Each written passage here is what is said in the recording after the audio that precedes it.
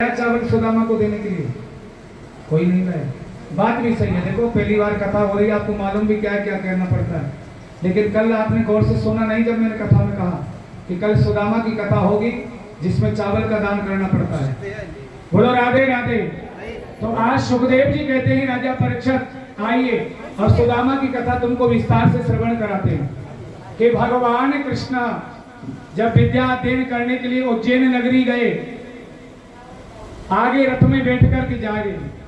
सुदामा नाम का ब्राह्मण पैदल जा रहा था। रास्ते में उनको कांटा लग गया और ऐसा कांटा लगा कि सुदामा बल करके हार गया, लेकिन पैर से कांटा नहीं निकला। सुदामा रोने के लिए लगा, जंगल में रोने के लिए लगा। भगवान के कानों में आवाज पहुंच गई, बोले ये रोने वाला कौन है? भगवान पीछे को मुड़ गए। पीछे मुड़ के देखा तो एक ब्राह्मण बालक रो रहा है। भगवान को दया का भाव जागृत हो गया। जैसे ही दया आई भगवान को, भगवान पहुंचे भक्त के पास, बोले भैया क्यों रो रहे हो, क्या बात है? सुदामा कहने लगे भैया मेरे पैर में एक कांटा लगा है और ये निकल नहीं रहा है। भक्त को कांटा दूर करने के लिए भगवान ने अपने मुख से दांतों से पकड़ा कांटा और भक्त के पैर के मुख कांटा दूर किया। कांटा निकल गया। सुदामा खड़ा हो गया। सुदामा ने कहा प्रभु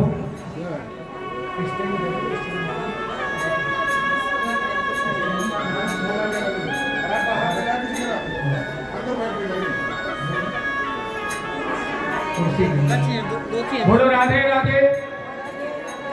सुखदेव जी कहते हैं राजा परीक्षित,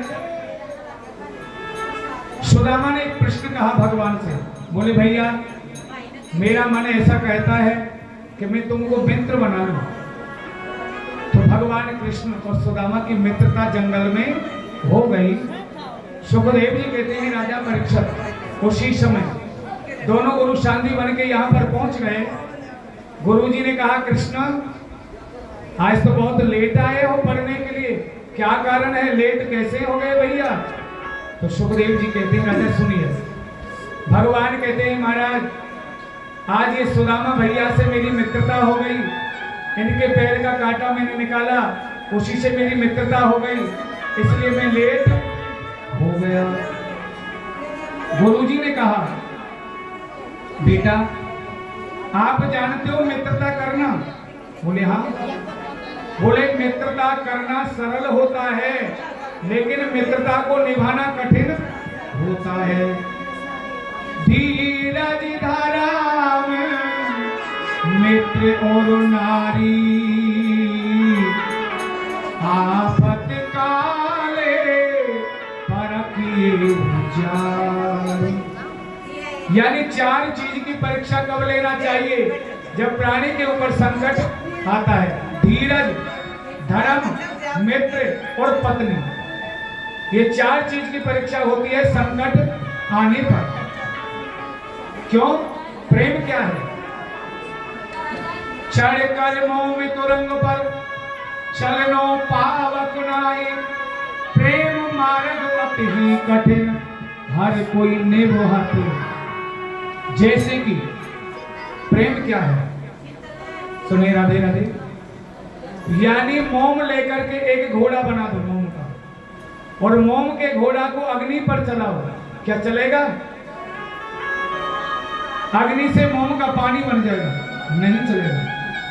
चढ़कर मोम तुरंग पर, तुरंग कहते हैं घोड़ा के लिए, नहीं चलने वाला। लेकिन इसी तरह प्रेम पंथ अति ही कठिन, ये प्रेम का मार्ग ऐसा ही कठिन होता है जैसा कि मोम का घोड़ा अग्नि पर नहीं चल पाता।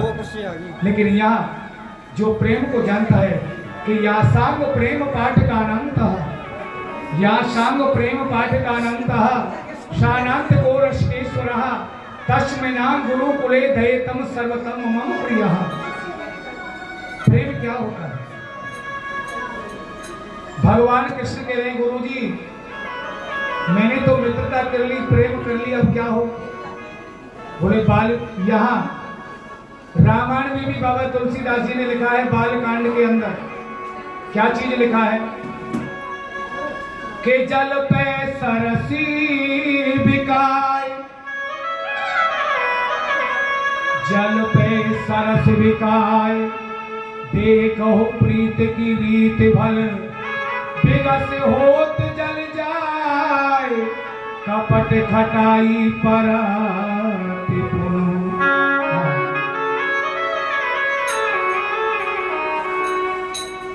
बाबा तुलसीदास जी ने रामचरितमानस में लिखा है कि जल पे सरस बिकाए। सरस कहते हैं दूध के लिए। एक सेर दूध ले लो और एक सेर उसमें जल छोड़ दो तो वो दूध जल का रंग नहीं होने देगा, अपना रंग बताएगा, है जी, अपना रंग बताएगा। लेकिन उस दूध में थोड़ी खटाई डाल दी जाए तो जल अलग हो जाएगा और दूध अलग हो जाएगा। इसलिए मित्रों की मित्रता तो हो जाती है, लेकिन भाग्यवश कोई मन रूपी खटाई अगर पड़ जाती है तो दोनों की मित्रता अलग अलग हो जाती है। मित्रता करना सरल होता है, लेकिन इतने में आवाज आ गई कि रसोई बनाने के लिए लकड़ी नहीं है। गुरु माता ने आवाज दिया। गुरु जी बोले कन्हैया और सुदामा, बोले हाँ महाराज जी। बोले आपकी माता जी कह रही है अंदर से कि रसोई बनाने को लकड़ी नहीं है, थोड़ा जंगल में जाओ लकड़ी लेके आओ।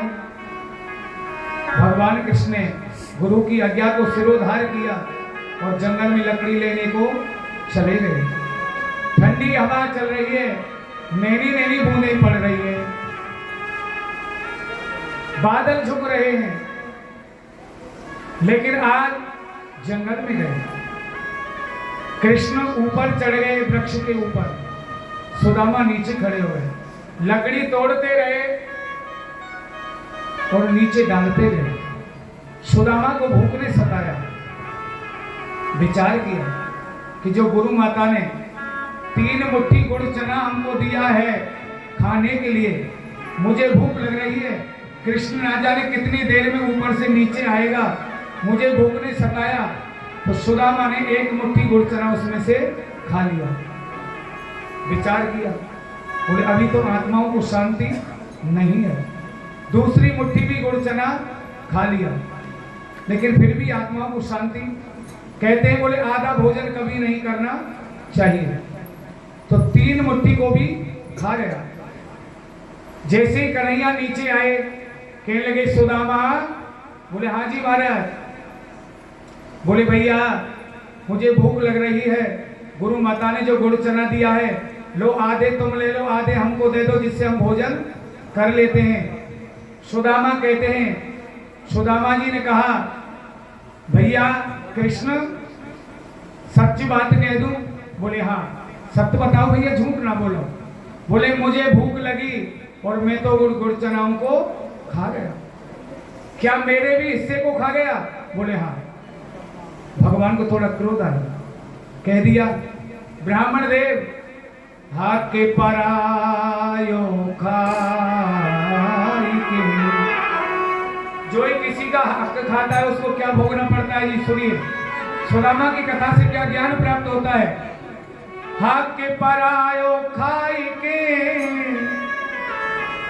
यही मिलेगी सीख, होए भिखारी आज से तू घर घर मांगे भी।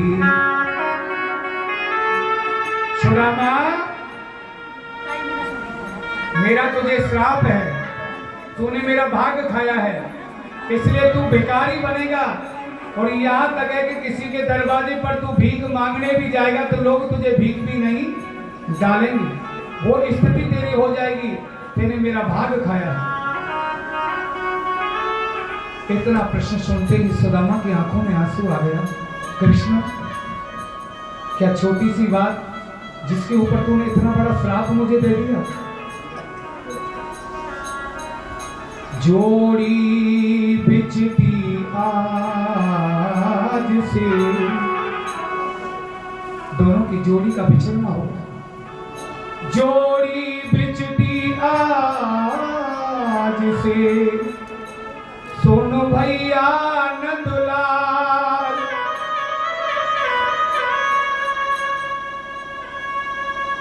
चोरी बिचती आज से सुन भैया ना दुलार। कन्हैया आज से तेरी मेरी जोड़ी बिछड़ रही है, लेकिन मैं तुझे कभी जीवन में भूलने वाला नहीं हूं। साची कही तुमने सखा, मैं हो जाऊं कंगाल, प्रीत न तोड़ूंगा आपसे सुन भैया न दूंगा। कन्हैया तुमने जो किया वो अच्छा किया, लेकिन मैं कहता हूं कन्हैया मैं तुमसे कभी प्रेम को तोड़ने वाला नहीं रहूंगा, चाहे तुमने जो भी कुछ कहा। पत्ता टूटो डाल से ले गई पवन उड़ाए, अब के बिछड़े कब मिले दूर करेंगे। इतना कहते ही सुदामा जी भगवान से गले मिले। भगवान ने कह तो दिया, कर कृष्ण को बड़ा दुख हुआ कि क्या छोटी सी वस्तु के ऊपर मेरे से इतना क्रोध में श्राप लगेगा। कन्हैया भी रो रहा है, सुदामा भी रो रहा है। रोते रोते दोनों भाई चले गए। भगवान द्वारका पहुंच गए। सुदामा का समय वो आ गया कि जो भी संपत्ति थी वो सब जाती रही, सारी संपत्ति जाती रही। यहां समय आ गया कि उसको भोजन करने को अन्न भी नहीं मिल रहा है। आज 3 दिन का समय हो गया। स्नान किया, गोविंद का ध्यान किया, घर पहुंचे। ब्राह्मणी है जिसका नाम है सुशीला। विप्र सुदामा बसत हैं सदा आपने धाम, भिक्षा कर भोजन करत वो रटत हरि का नाम।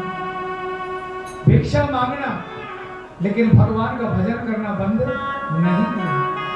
इतना भी संकट आया लेकिन भजन को नहीं छोड़ा। 3 दिन का समय निकल गया, अन्न का दर्शन नहीं हुआ, जल पीकर के समय निकाल दिया। लौट करके आए, पत्नी से कहा देवी कुछ प्रसाद बनाया हो तो गोपाल जी का भोग लगा लो और कुछ भोजन हमें दे दो।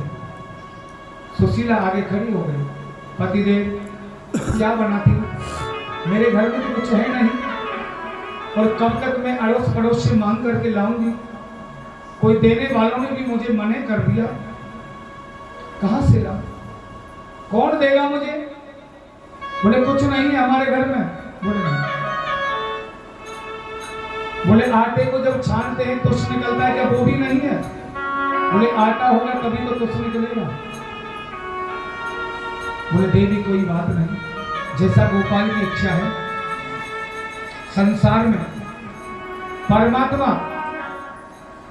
कितना ही बड़ा दुख दे लेकिन प्राणी को गरीबी ना।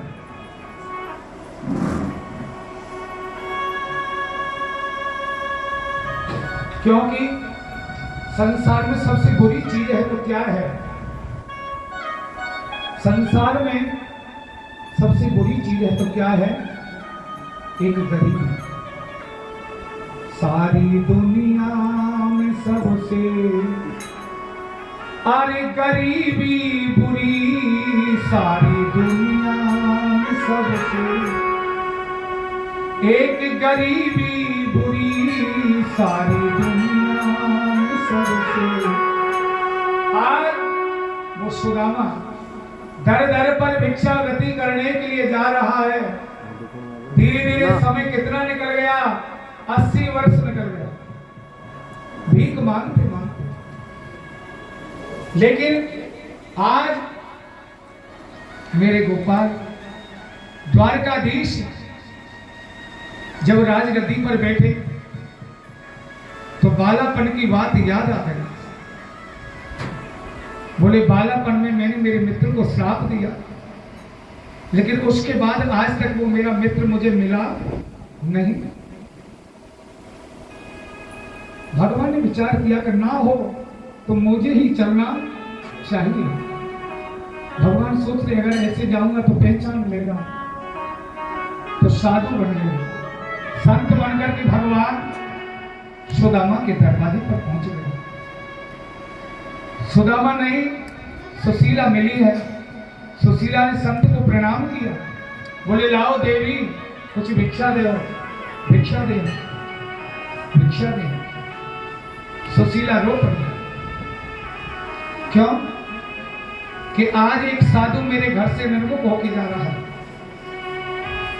बोले महाराज भिक्षा क्या डालूं?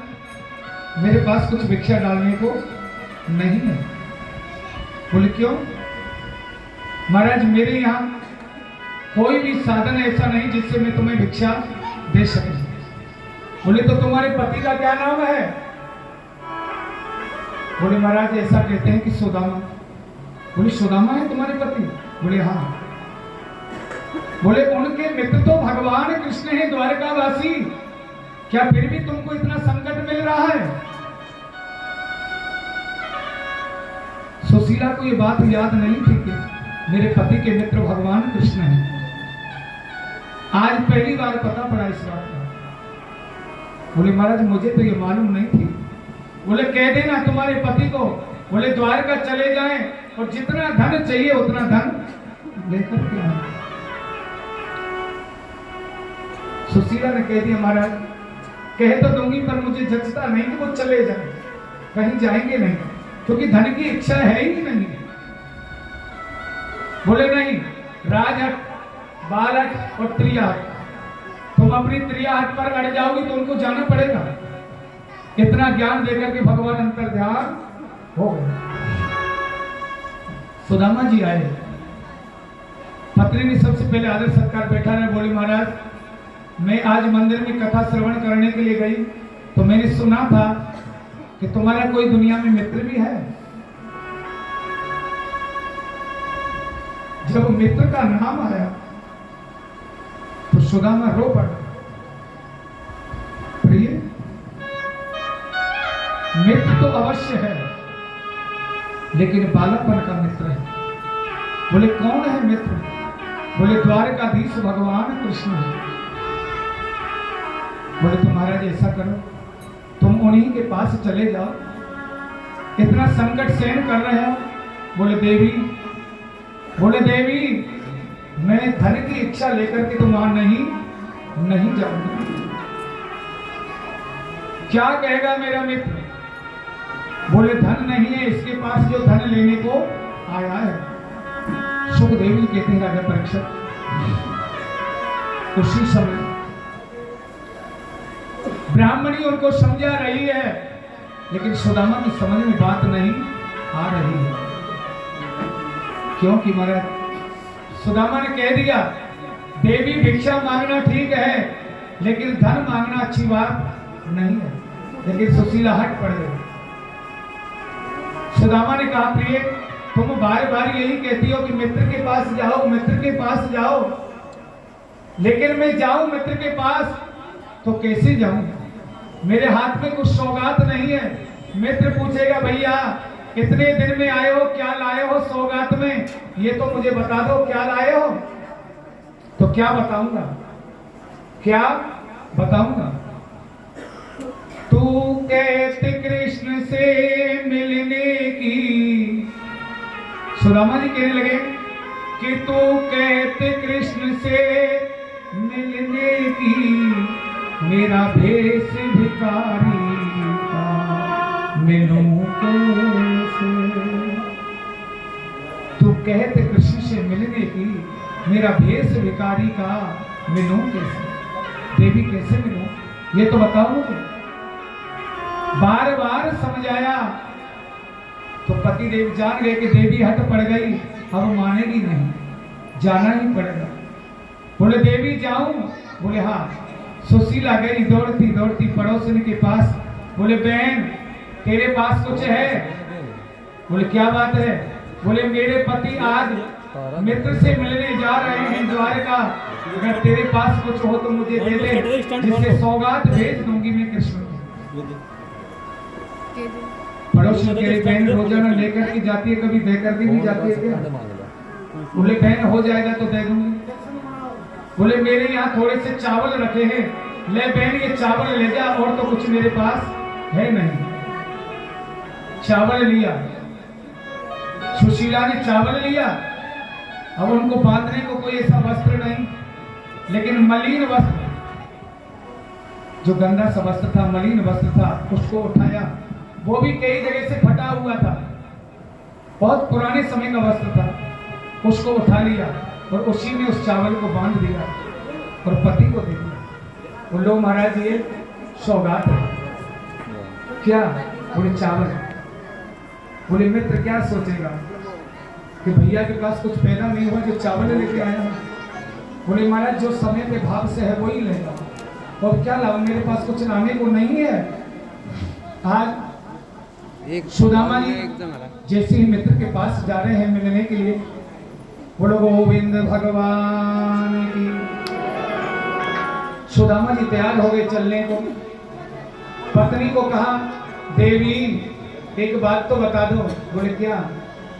बोले एक बात ये बता दो कि द्वारकापुरी है कितनी दूर? कितनी दूर है द्वारका? बोले यहाँ से 750 कोस है। कितना? 750 कोस। बोले तो बुढ़ापे में मेरे चलने की बस की नहीं है, चला नहीं जाएगा। बोले नहीं प्रभु आप तो जाओ, चिंता ना करो, वो द्वारकाधीश तुम्हें अपने आप बुला लेगा। अब कई दिन का ब्राह्मण भूखा है और मित्र से मिलने को जा रहे हैं, भिक्षावृत्ति करते करते राधे राधे। सुदामा जी कहते हैं देना थोड़ी भीख, अरे ये सुदामा तारे द्वारे देना थोड़ी भीख, आटा दाल हमें दो हित से, बनो रे कृष्ण के प्यारे प्यारे। आटा दाल हमें दो हित से, बनो मेरे कृष्ण के प्यारे। भगवान कहते रोज रोज हम यहाँ नहीं आवे, बेच तो धरेंगे कई हम तो सकारे।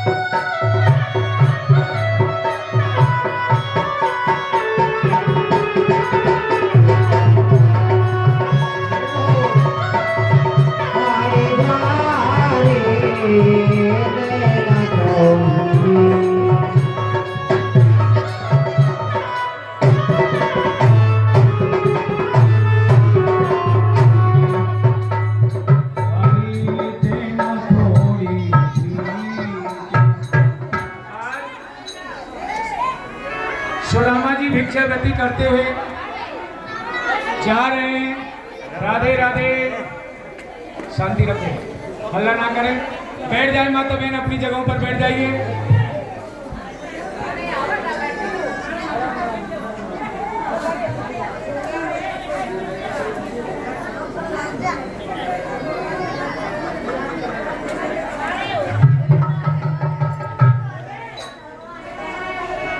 Yeah.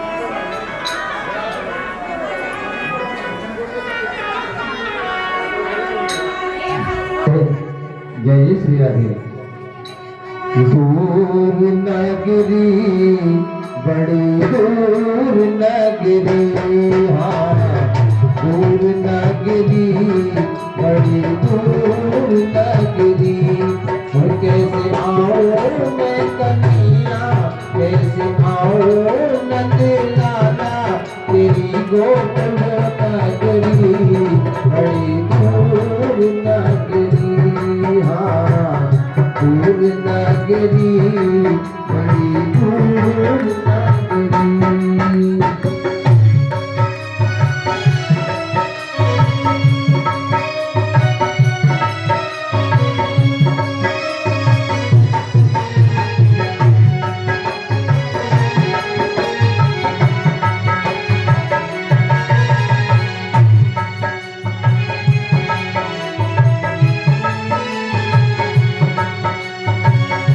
रात को आओ कान डरे मोहे लागे, रात को आओ कान डरे मोहे लागे, हाँ रात को आओ कान डरे मोहे लागे, रात को आओ कान डरे मोहे लागे।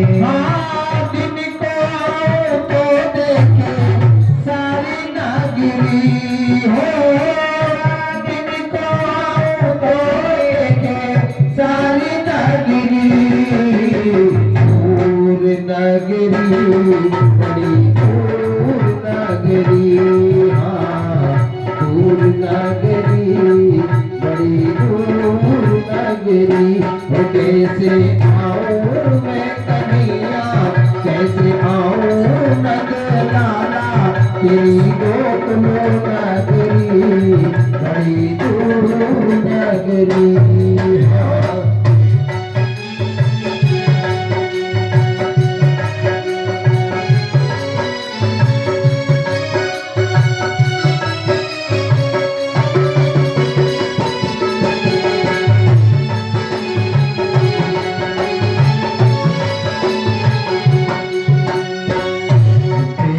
नगरी में लाला चोर बसत है, तेरी नगरी में लाला चोर बसत है, हाँ तेरी नगरी में लाला चोर बसत है, तेरी नगरी में लाला चोर बसत है। और लूट ले तू मोरी, हाँ लूट ले तू मोरी सारी गठरी, दूर नगरी बड़ी दूर नगरी, हाँ दूर नगरी बड़ी दूर नगरी। और कैसे आऊं मैं कन्हैया, कैसे आऊं नंद लाला, तेरी गोद नगरी बड़ी दूर नगरी। गोविंद भगवान की जय हो। उसी समय सुदामा जी भिक्षावृत्ति करते हुए आगे चले गए। धीरे धीरे 3 दिन का समय व्यतीत हो गया। ठाकुर जी की कृपा से उसी समय सुदामा थकित हो गए और भगवान को कह दिया, गोपाल अगर तुम्हें बुलाना है तो बुला लीजिए।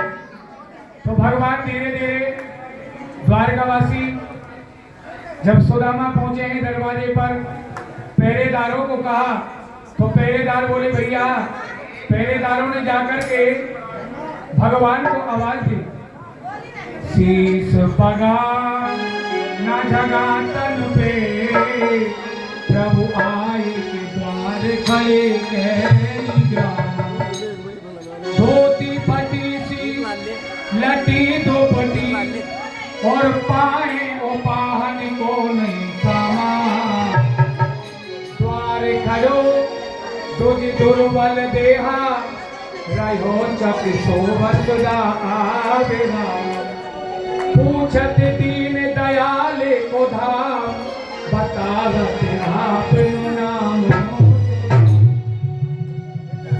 जैसे भगवान ने भगवान कृष्ण महलों से दौड़ते दौड़ते आ रहे हैं। बोले भैया सुदामा सुदामा, अरे द्वारपालो थोड़ा जाके भगवान से कह दो। जब भगवान ने सुना तो भगवान दौड़ते दौड़ते आए और सुदामा से भगवान का मिलन। बोलो गोविंद भगवान।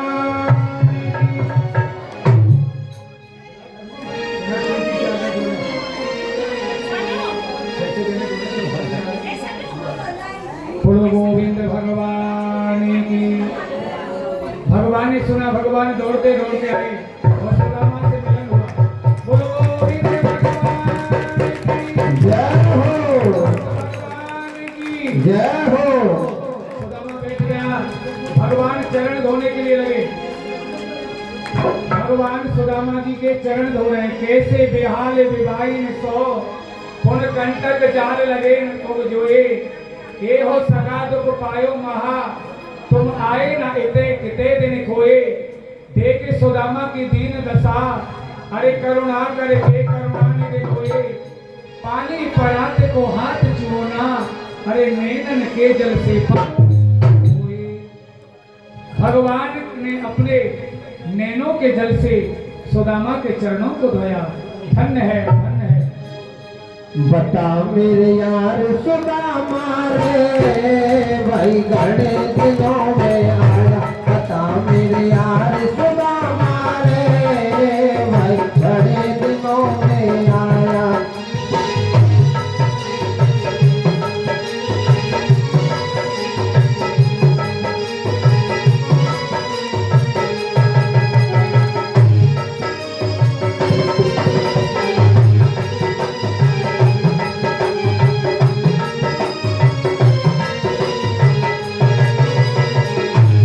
बालक थे तब आया करता, रोज खेल के जाया करता।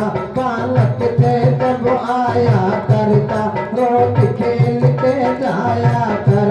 बता मेरे यार सुदामा रे, भाई घड़े दिनों में आया। बता मेरे यार सुदामा रे, भाई घड़े दिनों में आया।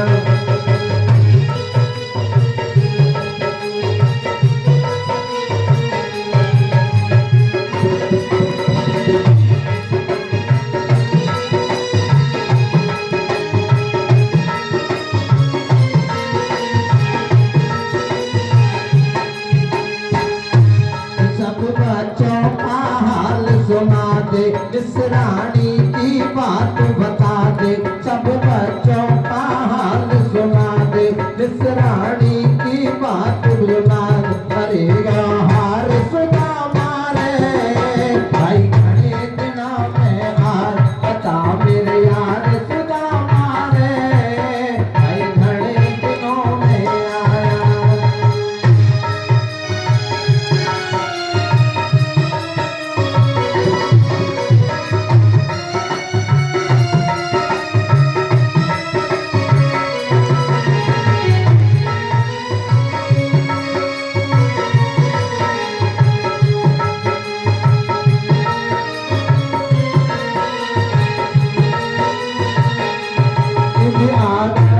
ठीक वक्त पे आजा बैठ जा मेरे तख्त पे। भी आ गया ठीक वक्त पे, आजा बैठ जा मेरे तख्त पे। जिगिरी यार सुदामा रे, भाई घड़े दिनों में आया। ऐ मेरे यार सुदामा रे, भाई घड़ा दिनों में आया। बता मेरे यार सुदामा रे, भाई घड़ा दिनों में आया। बता मेरे यार सुदामा रे, भाई घड़े दिनों में आया।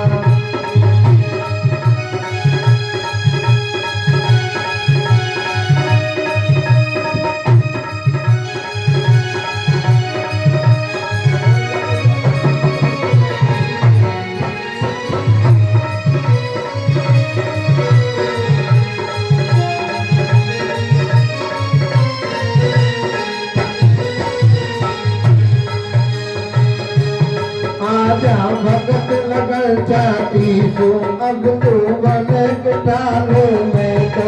आजा भगत छाती पे वृंदावना के नाचा ले कहो सहुकार सुदामा रे भाई घड़ी दिनों में आज बता मेरे यार सुदामा रे भाई घड़ी दिनों में आज बता मेरे यार सुदामा रे भाई घड़ी दिनों में बोलो भक्त भगवान की। जय हो। आज देखिए भगवान ने अपने गले से लगाया अपने भक्त के लिए और भगवान ने कहा भैया सुदामा इतने दिनों में आए हो, मेरी भाभी ने मेरे को क्या सौगात भेजी है। सुदामा ने कह दिया भैया क्या भेजेगी, उस पर खुद के लिए नहीं है तो तुमको क्या भेजेगी। लेकिन भगवान जान गए, बोले भैया ये क्या दबा रखा है बगल में। भगवान ने ले लिया वो चावल की पोटली जो दब रही थी हाथ के नीचे, उसको छीन लिया। बोले ये क्या है। भगवान कहते हैं ये क्या चीज है।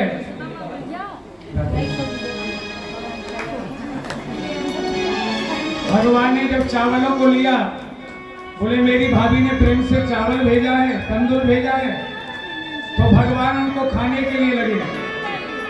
सुदामा मित्र मेरे हितकारी, का सेवा करूं तुम्हारी। एक मुट्ठी चावल खाया, एक लोक का राज दिया। फिर दूसरी मुट्ठी चावल खाया, 2 लोक का राज दे दिया। अब भगवान 3 लोक का राज देने को तैयार हो गए। जैसे तीसरी मुट्ठी खाने लगे, आके रुक्मणी ने हाथ पकड़ लिया। तीसरी बार रुक्मणी ने हाथ को पकड़ लिया। बोलो गोविंद भगवान जय हो।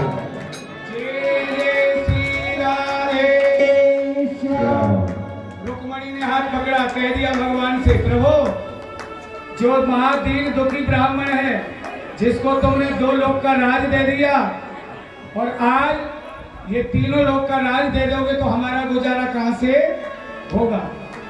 भगवान कहते हैं देवी अब तक मेरे भैया को दुख प्राप्त हुआ, चलो अब हमें मिल जाएगा, कोई बात नहीं है। तो रुक्मणी जी से कहा जाओ देवी सुंदर सुंदर वस्त्र लाओ, सुंदर सुंदर भोजन बनाओ, मेरे भैया बहुत दिनों में आया हो। तो भगवान ने नए नए वस्त्र पहनाया, सुंदर सुंदर भोजन कराया। 1 दिन 2 दिन 4 10 5 दिन निकलने के लिए धीरे धीरे लगे। एक दिन सुदामा जी कहने लगे अरे कृष्ण अब तो मोको बहुत दिन है गए यहाँ आए हुए, अब तो मोको मेरे बालकों की याद आ रही है। भगवान कहते हैं भैया चिंता ना कर, तेरे से भी अच्छा सुख पाते हैं तेरे बालक, मेरी भाभी को किसी प्रकार का दुख नहीं है, तुम चिंता ना करो। बोले नहीं भैया मैं तो जा रहे हूँ। सुदामा जी वापस जाने को तैयार हो गए। भगवान सोच रहे हैं कि ये जा रहे हैं। बोले इधर से जाओगे तो भीड़ मिलेंगे, इधर से जाओगे तो डराने वाली चीजें मिलेंगी, लाओ ये कपड़े पहन रखे ना राजाओं के तुमने, इन कपड़ों को उतार दो नहीं कोई छीन लेगा तुमसे। भगवान ने चलती बार सुदामा से वस्त्रों को भी ले लिया। जय राधे। वस्त्रों को भी ले लिया। सुदामा के मन में विचार आया, बोले पत्नी कह रही थी कि बहुत धन मिलेगा बहुत धन मिलेगा, लेकिन कहाँ है धन। अरे धन नहीं, आज तो यहाँ काट के वस्त्रों को भी ले लिया। बोलो गोविंद भगवान की जय हो। सुदामा जी धीरे धीरे अपनी नगरी को जा रहे हैं। जब नगरी में पहुंचे हैं जहाँ कुटिया बनी हुई थी, एक झोंपड़ी डली हुई थी, वहां पर रंग महल है। जहाँ तुलसी के वृक्ष थे वहां आज चंदन के वृक्ष खड़े हैं। जो सुशीला दुर्बल पतली दुबली थी वो आज मोती घाटी हो गई, तो सुख प्राप्त हो गया। अब चलते हैं मंदिर दे सुदामा मंदिर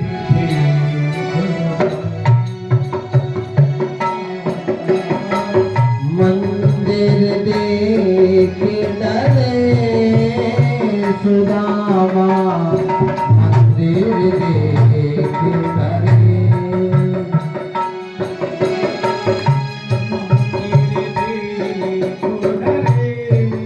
सुदामा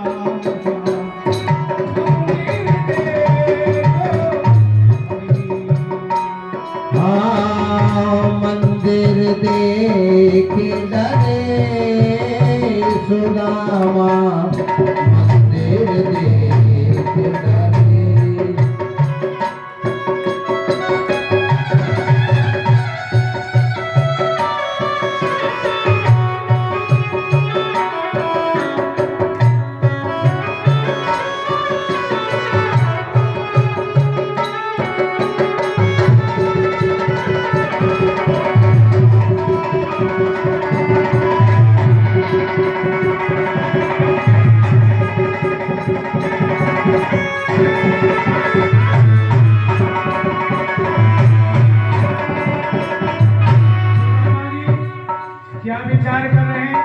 उन महलों को देख करके कहते हैं सुदामा, यहाँ पे हथी मेरी टूटी झांपड़ी, यहाँ पे हथी मेरी टूटी झोपड़ी, यहाँ तो हथी मेरी,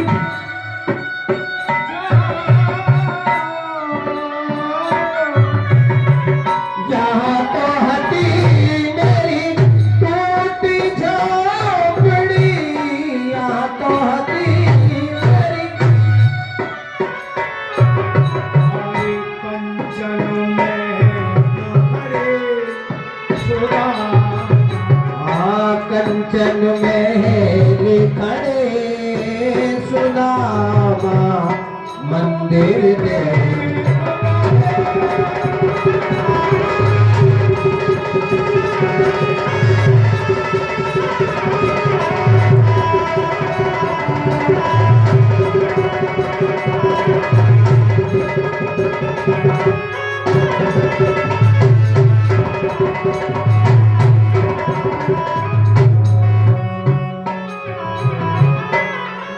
आज सुदामा जी वहीं आ गए जहां से गए, लेकिन पहचान नहीं हो रहा, ये तो यहाँ झोपड़ी थी, महल कहां से आ गए?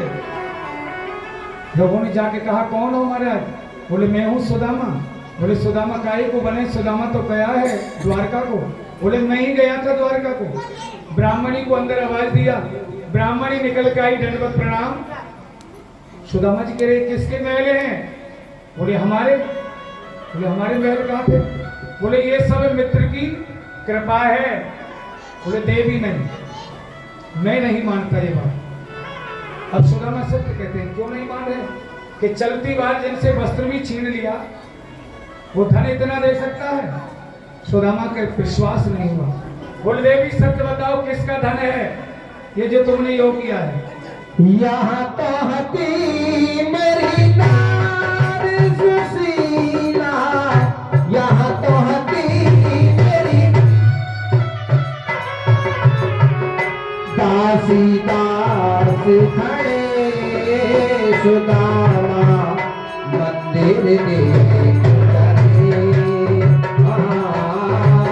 मंदिर देख डरे सुदामा, मंदिर देख डरे, मंदिर देख डरे, मंदिर देख डरे।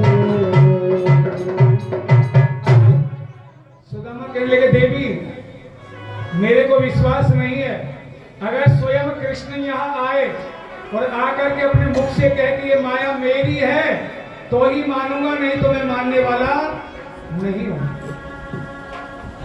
अब यहाँ सुशीला ने प्रभु को विनय किया कि अगर संकट की घड़ी है, सुदामा को विश्वास नहीं हो रहा है, भगवान को आना पड़ा। भगवान ने आके कहा भैया ये मैंने तेरे को 2 लोक का राज दिया, वही संपत्ति तेरे यहाँ है, ये सब कुछ माया मेरी है।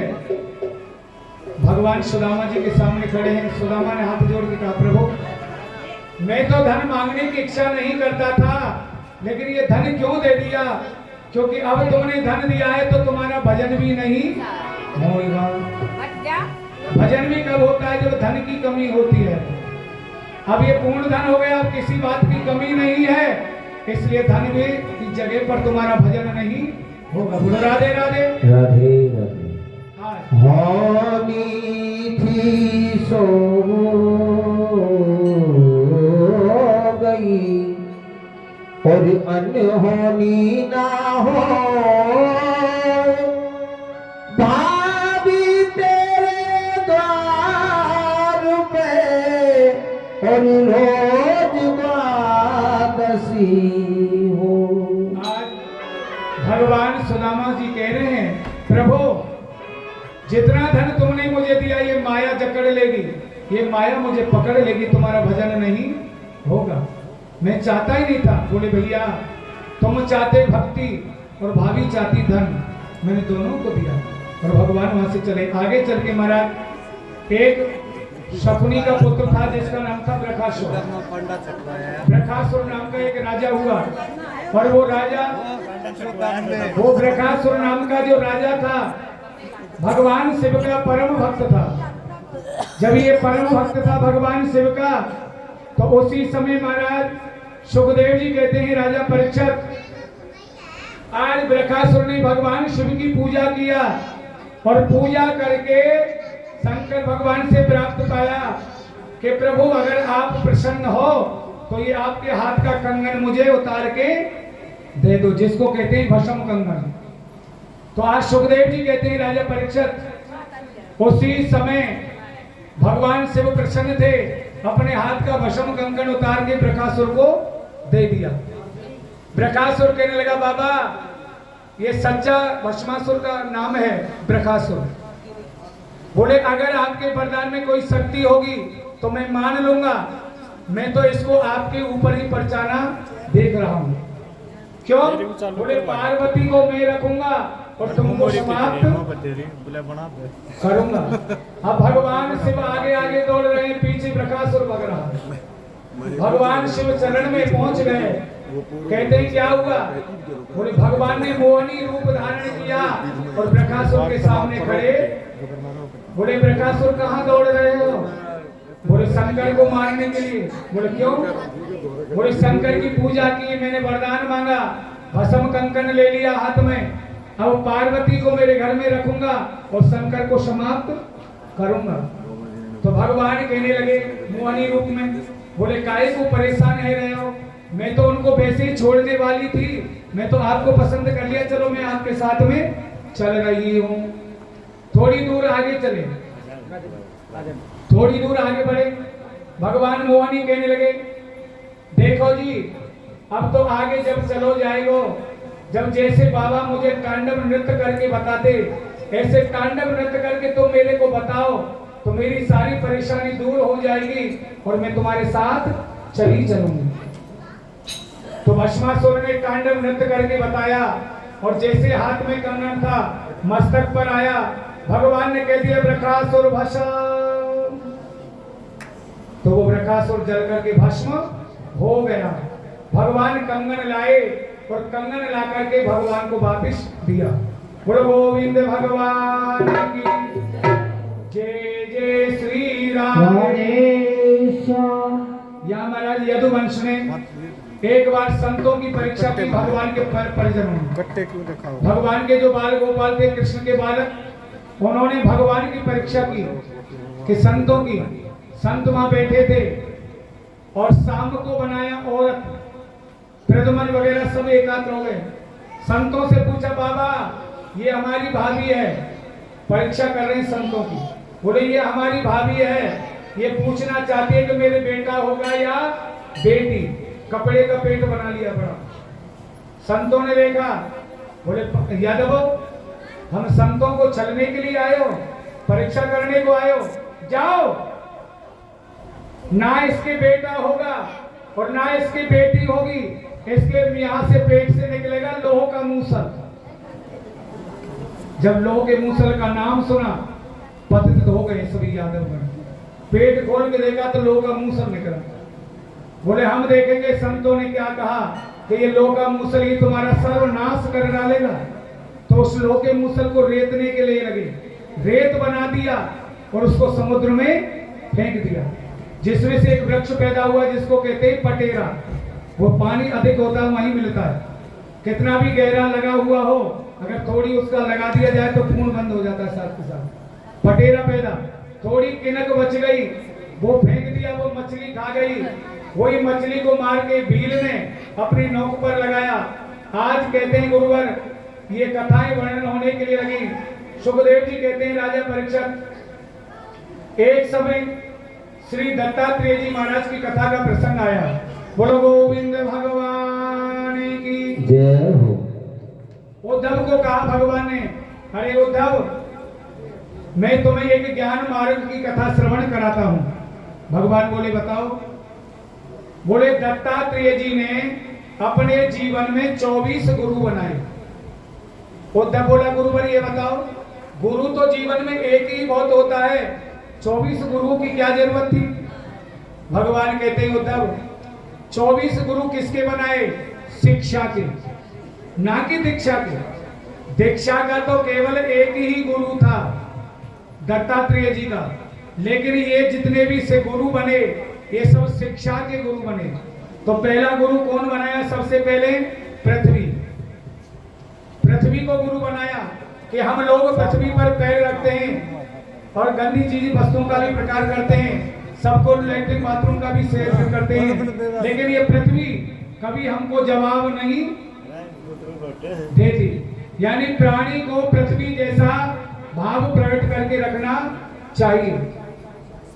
दूसरा गुरु बनाया पवन, यानी हवा चलती है तो बगीचाओं में भी लगती है, तो गंदी जगह पर भी।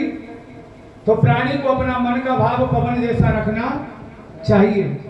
तीसरा है आकाश, आकाश जैसी सुंदरता। चौथा है जल, जल से भी दीक्षा की। फिर है अग्नि, प्राणी को अग्नि जैसा तेज रखना चाहिए। उसके बाद सूर्य और चंद्रमा, दोनों को गुरु बनाया। चंद्रमा को इसलिए गुरु बनाया कि चंद्रमा कितनी शीतलता रखता है, इतनी शीतलता प्राणी को रहना चाहिए। सूर्य को बोले सूर्य का तेज कितना गर्म होता है, हर प्राणी सहन नहीं कर सकता। तो इसी तरह ब्राह्मण संतों का तेज ऐसा होना तेज चाहिए कि हर प्राणी उसको सह नहीं सकता। फिर बनाया कपोत, कपोत माने कबूतर। कबूतर को भी गुरु दीक्षा दिया। क्यों बनाया? कि एक बार एक जाल बिछा के चुगा डाल के बैठ गया, आया एक कबूतर चुगने के लिए और वो जाल में फंस गया और बहेलिया ने उसको मार के भोजन बना लिया। इसी तरह प्राणी को माया के चक्कर में नहीं फंसना चाहिए, नहीं तो प्राण चले जाएंगे। फिर बनाया अजगर सर्प को। अजगर सर्प को क्यों बनाया? बोले अजगर करे न चाकरी, पंछी करे न काम, और दास मलुकाइयों कहें सबके दाता राम।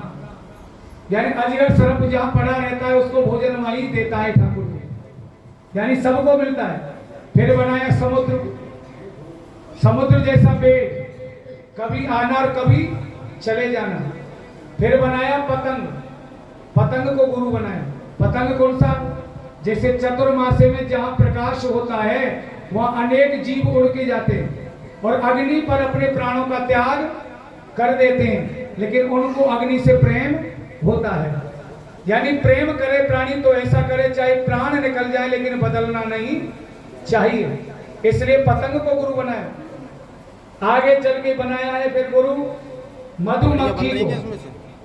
मधुमक्खी को क्यों ग्रहण दिया?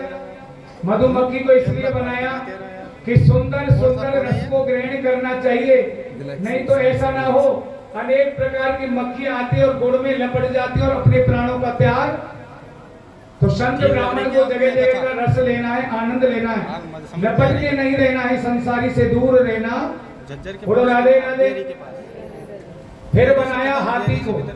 17-18 किलोमीटर। बोले हाथी जैसा मत होना चाहिए, पीछे वाले कितने ही हल्ला मचाते रहो, कोई सुनने की परवाह नहीं है। फिर बनाया मधु ले जाने वाले को, यानी मधु ले जाने वाला। फिर बनाया मृग को। मृग को क्यों बनाया? कि मृग की नाभि में केसर कस्तूरी होती है, लेकिन जिधर की हवा लगती है उधर ही वो खुशबू आती है और वो वन में भटकता। इसी तरह प्राणी को भगवान के भजन में भटक के देखना चाहिए कि भगवान की प्राप्ति हमको कैसे होगी। बोलो राधे राधे। मीन, पिंगला नाम की अप्सरा, कलवर पक्षी, कुंवारी लड़की, इन सबको गुरु बनाया। बाण बनाने वाले को, सर्प को, मकड़ी को भी गुरु बनाया दत्तात्रेय जी ने। क्यों बनाया? कि मकड़ी जैसे अपने जाल को बनाती है और अंत में उसमें फंस करके चली जाती है। माता पिता भाई सुध बंधु मकड़ी जैसो जारो, और आप बनावे आप ही खावे जीव ही कर्म बनावन। यानी मकड़ी जैसे जाल से दूर रहना चाहिए। मकड़ी को बनाया, भमरी को बनाया।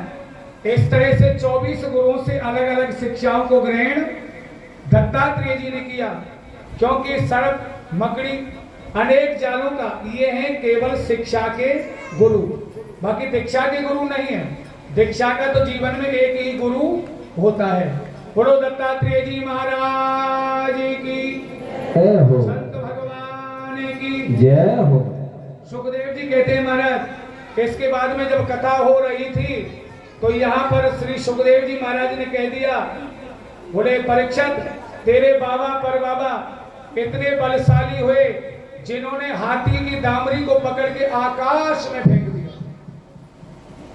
बस यही बात सुन करके परीक्षित के मन में शंका पैदा हो गई और ये नाक सकोड़ ली, यानी संशय आत्मक वनिष्यते।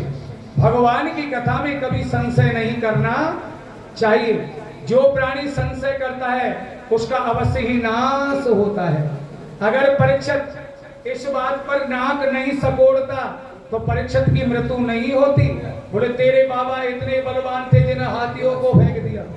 अगर कहता परीक्षित के ठीक है महाराज, अच्छा हुआ, लेकिन नहीं, बोले महाराज ये तो झूठ सी लग रही है बात, हाथी को कौन फेंक सकता है आकाश में। बस इसीलिए परीक्षित कच्चा रह गया। सुखदेव जी जाने की तैयारी करने के लिए लगे। बोलो गोविंद भगवान के जय जय श्री राधे। तो एक दिन भगवान ने मन में विचार किया, बोले मेरा परिवार भी काफी बढ़ गया, अब जितना परिवार बढ़ा उतना दुख ही देने वाली चीज है। तो भगवान एक पीपल के वृक्ष के नीचे जंगल में सो रहे थे। अपने पैर के ऊपर पैर रखा तो भगवान के पैर में पद्म था, वो चमक रहा था। तो बाला नाम का भील जंगल में घूम रहा था। बाला नाम के भील ने सोचा कि ये कोई मृग बैठा है जिसका नेत्र चमक रहा है। उसने वहां से बाण मारा और वो बाण भगवान के पैर में लगा और भगवान की मृत्यु। भगवान अपने धाम को चले गए। क्या कहा, जैसे बाण लगा भगवान के मुख से हे राम आवाज निकली। भील जान गया कि ये तो कोई प्राणी मेरे हाथ से मारा गया। दौड़ता हुआ बाला नाम का भील आया। भील ने कहा प्रभु मुझे क्षमा करो, मेरे से दोष हो। बोले बाली तेरा कोई दोष नहीं है। क्यों? कि मैंने भी त्रेता युग में तुझे छुप करके मारा था। भगवान राम ने कैसे मारा बाली को?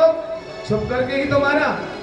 नहीं तो बाली को यह वरदान था कि जो बाली से लड़ने को आता उसकी आधी ताकत बाली में आ जाती थी, तो भगवान भी मार नहीं सकते उसे। तो भगवान ने वृक्ष की ओट से बाली को मारा।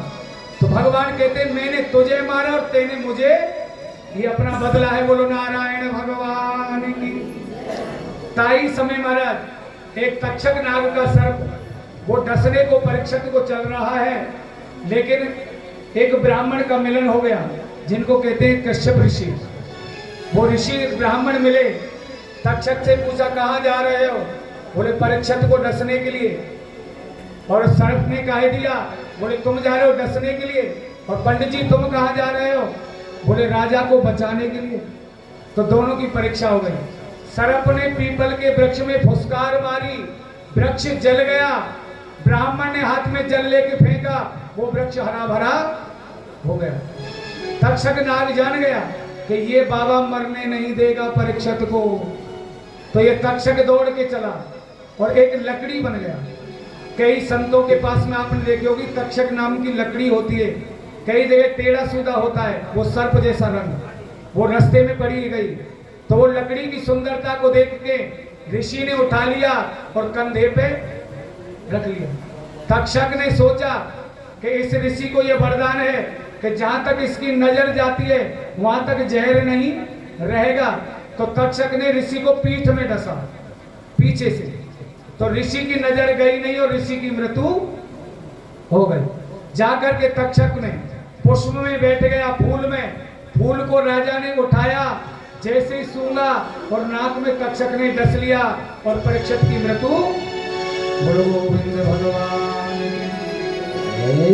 तक्षक ने डस लिया, तक्षक कांटे से हुआ मरण, पिता का जान जन्मे जा करने लगा, तब अजियज्ञ विधाना। इनके बड़े पुत्र का नाम था जन्मेजा। उसने 9 कौड़ी सर्पों की यज्ञ आहुतियां करा दी, समाप्त कर दिया। लेकिन यहाँ आकर के इसको समझाया तो सुखदेव जी कहते हैं यहाँ पुराणों का वर्णन बताया।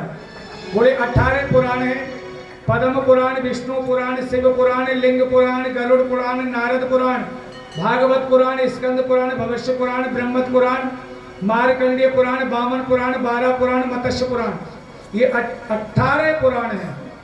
इन सबके अलग अलग वर्णन दिए हैं कि कौन के अंदर क्या शक्ति है, सबका अलग अलग वर्णन बताया।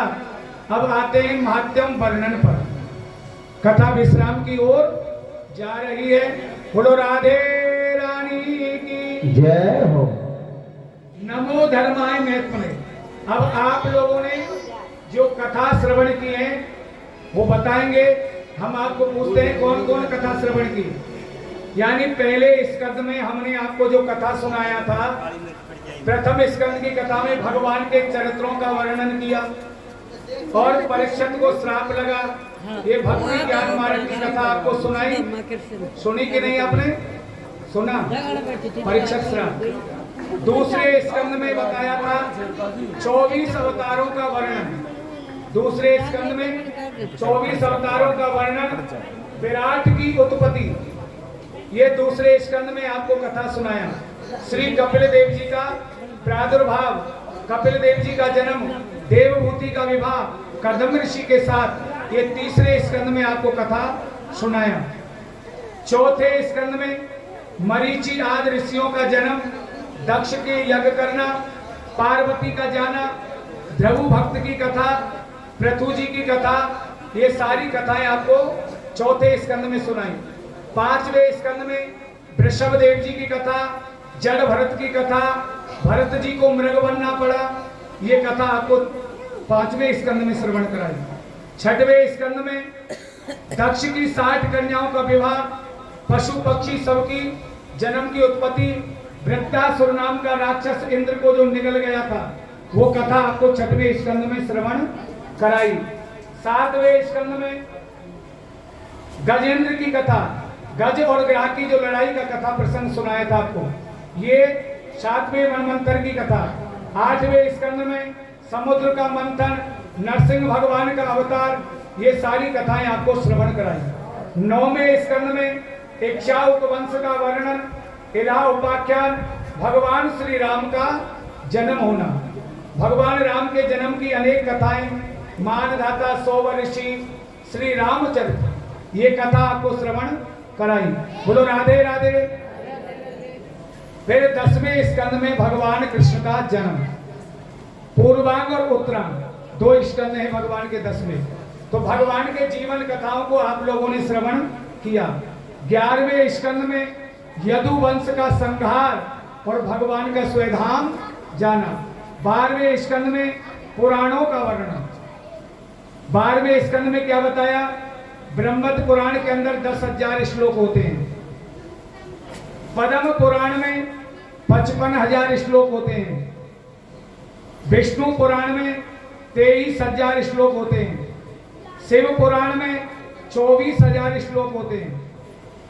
भागवत पुराण में 18,000, नारद पुराण में 25,000, मार्कंडेय पुराण में 9,000, अग्नि पुराण में 15,400, भविष्य पुराण में 14,500, ब्रह्मत पुराण में 18,000, लिंग पुराण में 11,000, 12 पुराण में 24,000, स्कंद पुराण में 81,000। सबसे अधिक श्लोक है स्कंद पुराण में। स्कंद पुराण, वामन पुराण में 10,000, कर्म पुराण में 17,000, मीन पुराण में 14,000, गरुड़ पुराण में 29,000। यानी संपूर्ण पुराणों का 4 लाख श्लोक हैं। बोलो भागवत भगवान की जय हो। नमो भगवते वासुदेवाय साक्षणे एवं कृष्ण कर्तम गोविंदाय नमो नमः। बोलो गोविंद भगवान की जय हो। जय जय श्री राधे, जय जय श्री राधे, जय जय श्री राधे। श्याम। 2 दानी दाताओं का दान हो रहा है भगवान की कथा में। आज तो कुछ कमजोरी सी नजर आई दान की, तो बोले सुखदेव जी की विदाई हो रही है। यानी 500 रुपए छोटी सी बच्ची है नैन्सी, उनके पिताजी है राजेंद्र जी, उन्होंने 500 रुपए का दान भगवान की कथा में किया। जोर से तालियां बजाए दानी दाताओं को। बोलो गोविंद भगवान की जय हो। जिनका नाम लिया वो पधारे, वो बच्ची को बुलाए। दूसरे हैं 500 रुपए किसी गुप्त भक्त ने दान किया है, गुप्त दान किया है, वो अपना नाम उजागर करना नहीं चाहते हैं। बोलो श्री बिहारी जी महाराज की जय हो। जय जय श्री राधे श्याम। अभी यहाँ कथा का विसर्जन होता है, सुखदेव जी की विदाई एवं ब्राह्मण विदाई, भागवत पूजा और कल के दिवस हवन का कार्यक्रम प्रारंभ होगा 8:30 बजे से। तो सब लोगों को मंदिर में जिनको हवन करना है उनको करीब 8 बजे के समय पर ही आना पड़ेगा, क्योंकि जो जोड़ा वाले और जिन माता बहनों ने कलश उठाया है और जिन्होंने भगवान की पूजा किया है उनको तो सबको हवन करने के लिए आना ही है। ध्यान रखें 8:30 बजे मंदिर में प्रवेश करें, जिससे सबका बारी बारी से हवन की नंबर आ जाए। सबको ही हवन करना है। बोलो गोविंद भगवान की जय हो। श्री राधे। हाँ महाराज जी, अब भागवत जी का पूजन करने के लिए महाराज जी पधार रहे हैं अपने भक्त सत्यों को संग लेकर के। अभी भागवत जी पूर्ण हुई, भगवान सुखदेव जी विदाई कर रहे हैं। भगवान शंकर जी से श्री हरि की कथा सुनाने वाले, कृष्ण कथा सुनाने वाले, तुमको लाखों प्रणाम, तुमको लाखों प्रणाम, तुमको लाखों प्रणाम, तुमको लाखों प्रणाम।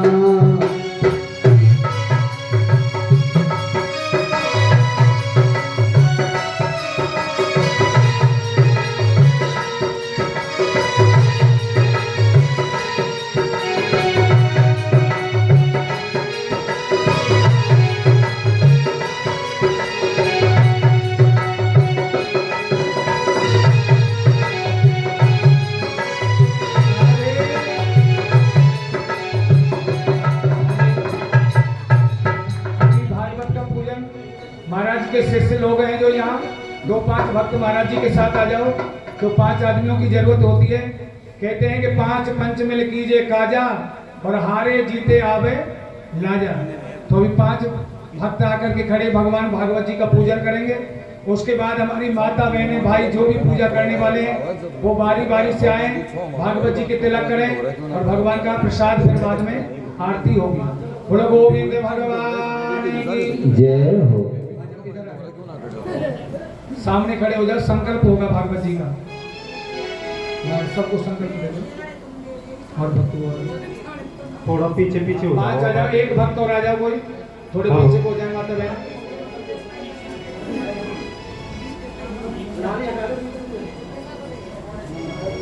और भी आ जाए, ऐसा ना सोचे कोई भी मन में। जितने लोग हैं यहाँ पे पूजा करने वो को सब भैया। आ जाए। अधिक हो सके तो 5 से कोई जरूरी 11 आओ, 5 आओ, 50 आओ, बोले जिनको भागवत का पूजा करना है संकल्प करें। सामने आ जाओ भागवत जी के सामने खड़े हो जाओ। हाथ में फूल चावल दो सबके। सुख शांति से आपके यहाँ भागवत महारानी का विसर्जन हो रहा है। आनंद के साथ में भगवान की कथा आप लोगों ने श्रवण की है। हाथ में दल दो शास्त्री।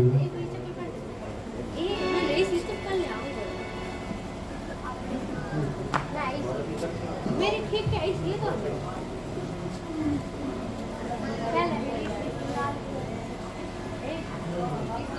हाँ जो श्रद्धा हो ये कोई जरूरी नहीं कितना रखना पड़ेगा। ओम मंगलम भगवान विष्णु मंगलम करुणाध्वज मंगलम पुंडरीकाक्षो मंगलाय तनो हरि। ओम श्री कृष्णाय वासुदेवाय हरे परमात्मने प्रणत कलेशनाशाय गोविंदाय नमो। ओम सच्चिदानंद रूपाय विशोधपत्यादि हेतवे तापत्रो विनाशाय श्री कृष्णाय वयं नमः। ओम कस्तूरी तिलकमललाटपटले वक्षाय स्थलिकौस्तुभम् नासाग्रे वरमोत्कं करतले वेणुकरे कंकणं सर्वांगे हरिचंदनं सुललितं कंठे च मुक्तावली गोपस्त्री परिवेष्टितो विजयते गोपाल चूड़ामणि गोपाल चूड़ामणि। छोड़ दो सामने। श्रीमद् भागवत महापुराण की जय हो। जय जय श्री राधे श्याम। सबसे पहले भागवत जी को तिलक करें महाराज भागवत जी को महाराज जी तिलक करेंगे। दगड़ खड़े हो जा तू। ओम स्वस्ति न इंद्रो वरद सर्वाः स्वस्ति न पूर्वा विश्ववेदाः चारो वरिष्ठ नेमे स्वस्ति नो बृहस्पतिं ददातु।